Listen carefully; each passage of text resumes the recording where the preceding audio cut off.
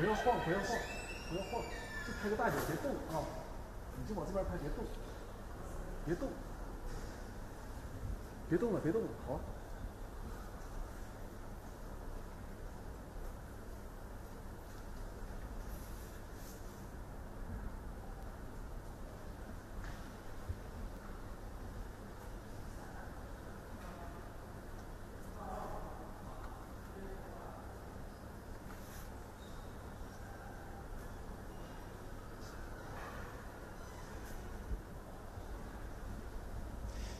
Hello everyone, I'm Leon.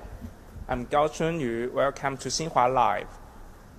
Now we are at Shenyang Institute of Automation in Liaoning Province, Northeast China. It's affiliated to the Chinese Academy of Sciences, one of top research center on robotics technology in China. Today we are going to chat with scientists here and show you a kind of robots with cutting-edge and futuristic technologies. That's nanorobots. These tiny devices are made of materials that react to things like temperature, pH level, and even certain enzymes. And what's more, they might offer a non-invasive way to perform tissue biopsies and possibly in the future to pinpoint cancer tissues and kill cancer cells. Shenyang Institute of Automation was established in November of 1958. There are about 1,000 employees, including 2 members of the Chinese Academy of Engineering and about 400 technical researchers with senior title. This institute is regarded as a Chinese national engineering center research of robotic technology. Its main research area is manufacturing science, such as intelligent machines and advanced manufacturing systems. Now we are joined by Dr. Wang Wenxue from this institute. In the next half hour, he'll guide us in the tiny world of nanorobots. Wang graduated from Washington University in St. Louis of the United States, and now he works as professor in this institute. Hello, Dr. Wang. Hello. Could you tell us what exactly is your research area? Typically, I'm very interested in the disciplinary research that can bridge engineering and application and biomedical medicine. So in detail, my research area includes nanorobotics and its application in biomedical medicine. Okay, thanks, Dr. Wang. Let's take a trip to Wang's lab and explore more on nanorobots. Please follow us our Xinhua official account, and if you like our show, you can share it with your friends on Facebook, Twitter, and YouTube. Okay, let's go. Okay, welcome.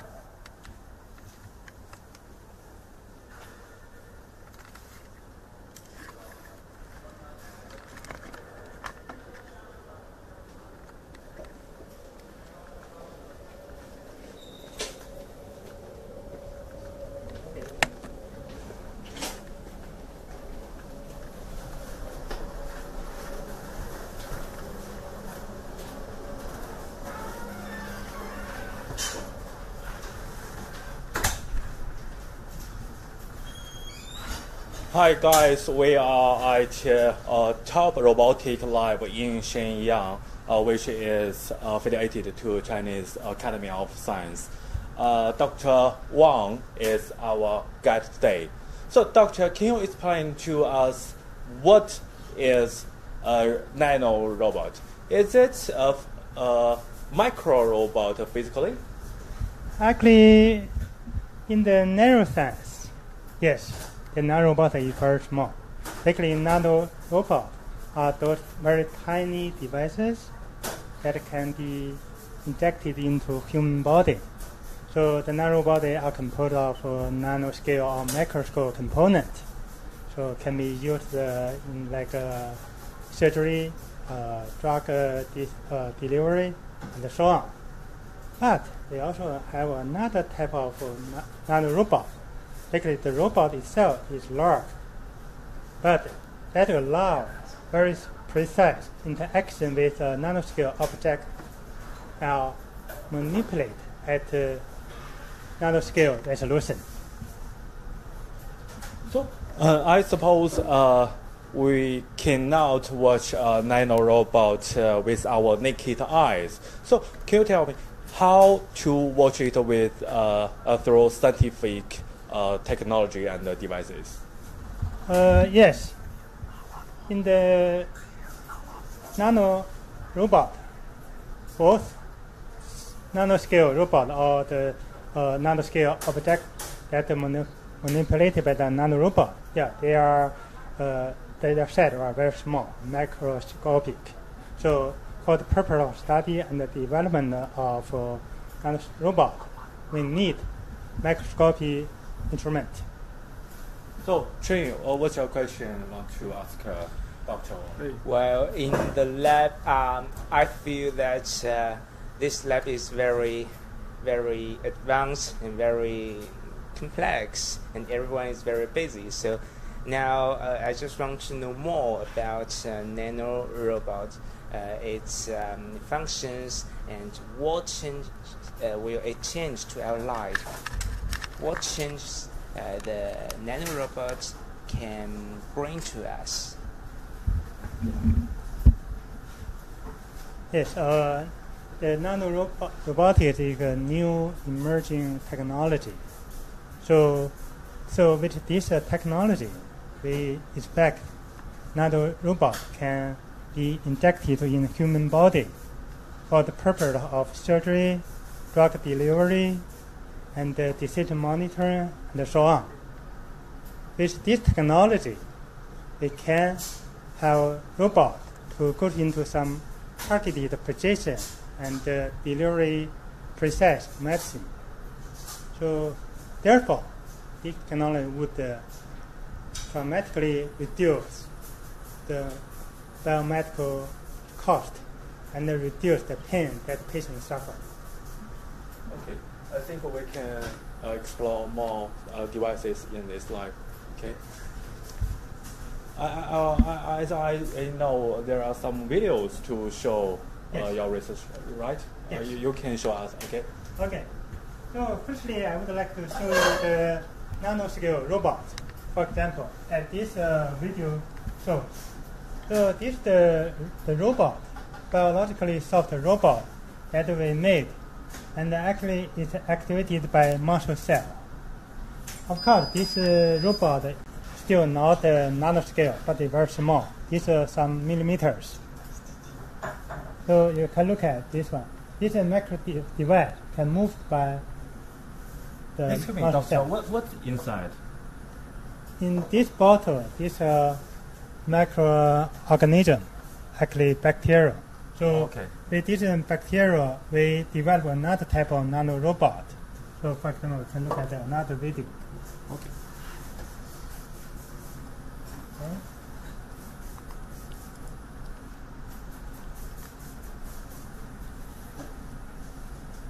In this video, we saw the bacteria controlled by the light.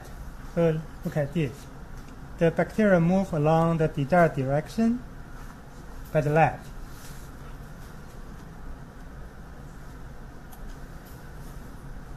So we expect to use this bacteria to carry the drugs Okay. to somewhere and then deliver. For example, this video, you can see this.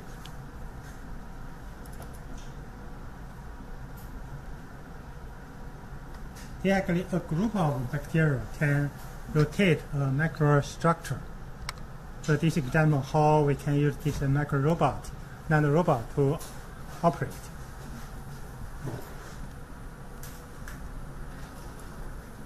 Okay, now I'm going to show you the second type of nanorobot that allow precise interaction with a nanoscale object. For example, this is the atomic force microscopic based nanorobot.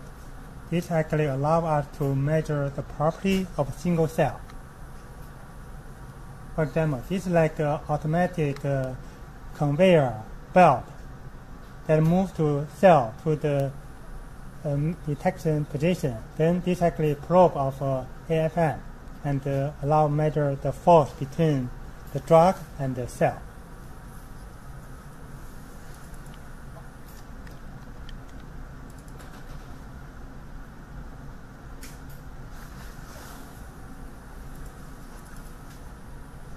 Look at this video. This video actually shows how we can separate the normal cell and the cancer cell.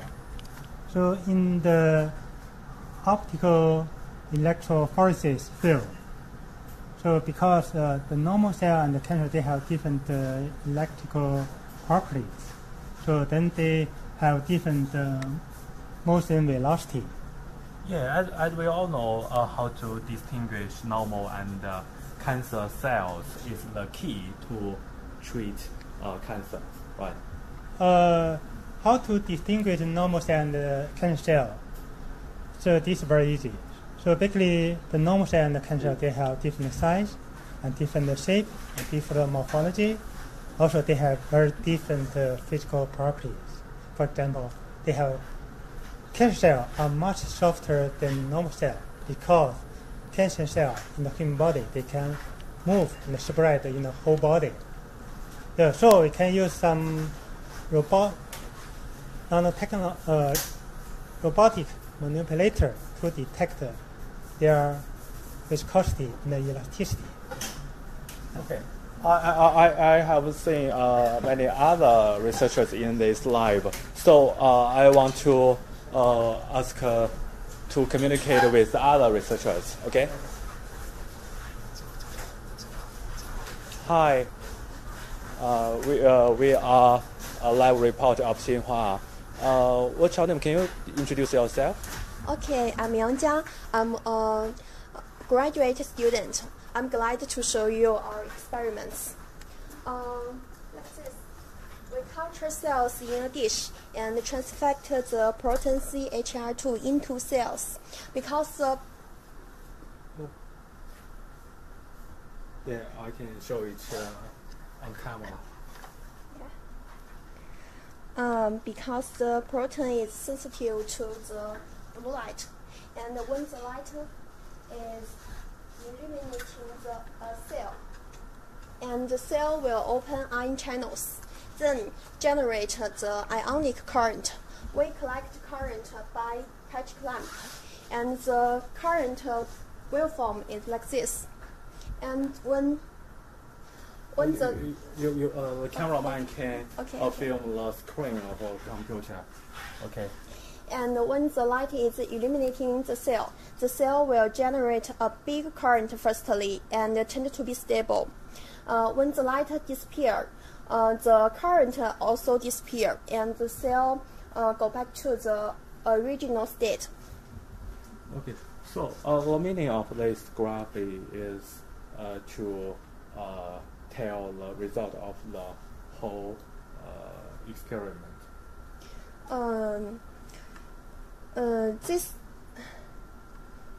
This current is we collect the current by the patch clamp, and this place is replace the illuminating. Okay. Okay.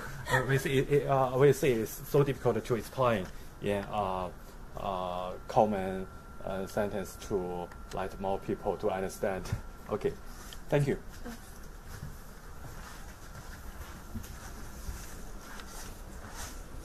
I find another guy here. Hello, sir. Hello, everyone. Can you introduce yourself briefly? Okay. As the Professor Wang introduced, we are research on different kinds of robotics. As we know, the traditional robotics is activated with the electromotors, and we are working on a different actuator. As we know, the biological materials have many advantages such as the safety and energy efficiency and so on. Now we are use the cell. The cell can contract and activate the microstructure. I'm changing the medium for the cells. Like this. This is the medium. Wait a moment.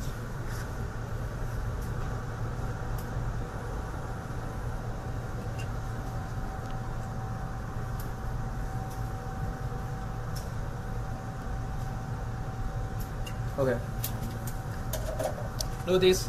There is a small chip. There are many microstructure on the chip, and follow me. Use the microscope to object it.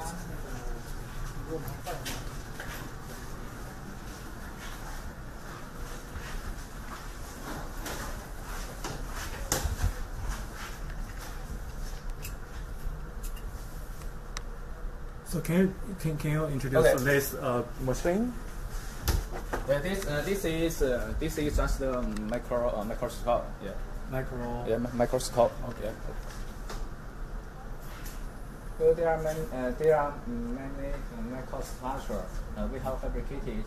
You operate here, yeah. and the screen will show the change, right? Yeah, this is just the Yeah. controller. Yeah, like this. This is a microstructure. We set the cardiomyocytes on this structure, and we use the pin. This pin. Use the pin to release this microstructure from the substrate. You know, like this video. There is a video. Yeah. We use the pin to release this microstructure from the substrate. Okay.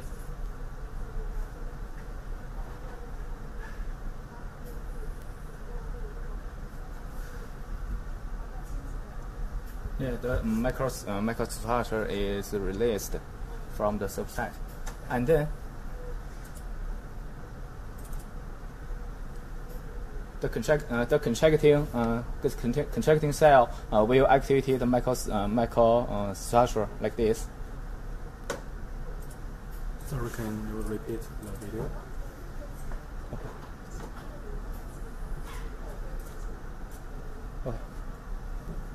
Yeah, like this. The microstructure is activated by the living cell. Okay.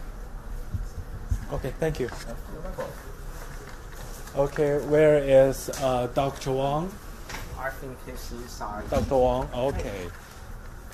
Chen Yu, have you some questions to ask us? Yes, I think today in this lab everything makes me so amazing. And so, Dr. Wang, I have a question. What challenges do you think the technology of nanorobots will encounter when it comes to clinical application? And how long will they be resolved? Actually, it's a long way to go. But in detail for the nanoscale robot, because we need the robot goes into human body. So the main challenges include biocompatibility with the human body and its control of motion, such as movement in the vessel, blood vessel, and drug delivery. For the nanorobot that manipulate the small or nanoscale object, I think the main challenge is manipulation efficiency. So at the moment, the efficiency is very low. Another challenge is we need an effective biomarker for drug screening and early diagnosis. Yeah. Thank you. Okay, I presume there will be a bright prospect for clinical application of the nanorobot. Of course, you have to solve many problems in advance. Okay, thank you, Dr. Wang, for sharing us so much information today. and we believe we'll see more advancement and achievements in your research, and we'll follow to report your research. Okay, thank you. Also, I would like to take this opportunity to advertise our institute. So basically, the Institute of Automation is the top level research center for the robotics. Actually, we are focusing all kind of robot and the robotic technology. So we hope those people who are interested in robotics can come to join us. So actually, our institute can provide the best opportunity and the platform for your career development. Okay, thank you. Okay, thank you for your following us here, and hope you enjoy it. Well, it's time to wrap up our show.